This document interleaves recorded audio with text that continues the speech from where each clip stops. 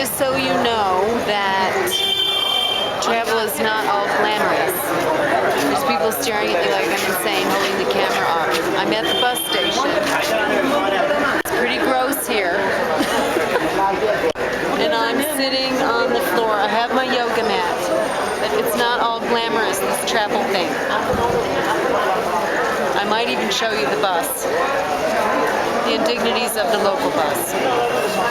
Stay tuned. I'm back in India. I'm being welcomed with open arms and a 5-year visa. This is what it's like at the border.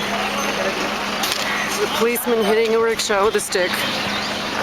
And here I am, all sweaty, after no shower. I'm here. And so now I'm on the train going back up into the Himalayas.